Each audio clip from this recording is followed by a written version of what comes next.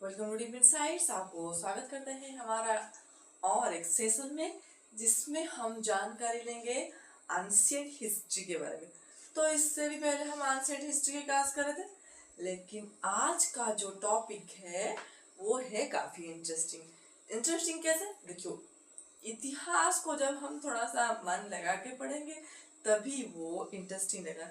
ऐसा नहीं कि इतिहास है बोरिंग होगा, नहीं, इतिहास ऑल्सो कैन बी इंटरेस्टिंग। लेकिन ये दो चीज चाहिए। पहले जो पढ़ाता है वो इंटरेस्टिंगली पढ़ाना चाहिए, और दूसरा ये बात कि जो पढ़ रहा है उसमें भी इंटरेस्ट होना चाहिए इतिहास पढ़ने के दौरान। ठीक है, तो स्टार्ट करेंगे हम क्लास को। पहले हम थोड़ा सा डिस्कशन करेंगे। किस बारे में हमें डिस्कशन करना है? देखिए, जो होता है भारत का इतिहास, उसका जो पहला डिवीजन होता है उससे हम कहते हैं एंशिएंट हिस्ट्री। मतलब कि ये है सर्व पुरातन काल का इतिहास। ये एक ऐसा टाइम है इतिहास का जो कि जिस जिस जो जिसके जो स्तर है, जिसके जो डिवाइडेशन हुए हैं, इस डिवाइडेशन में हमको बहुत सारी चीज़ों के बारे में जो है जानकारी मिलती है।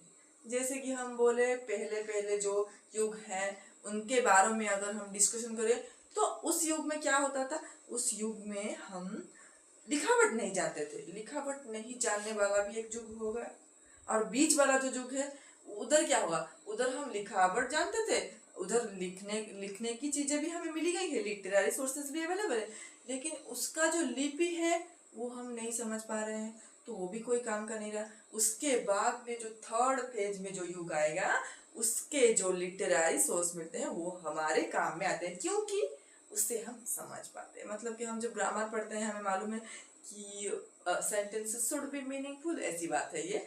तो हमें जो चीजें मिली है जो वो अगर हमारे काम में नहीं लगी तो मतलब उसका कोई फायदा नहीं हुआ ना, यही ऐसी ही बात है। तो पहला जो युग है, पहला युग जो इतिहास के जो 3 स्तर से जो पहला सबसे पहला युग, ऐसा ऐसा इधर इधर जो हम डिस्कशन करेंगे, इधर क्या होता है, जो इधर कोई भी जानकारी इधर मिलती नहीं लिखन से, लिटरेरी सोर्स से कोई जानकारी हमें नहीं मिलती।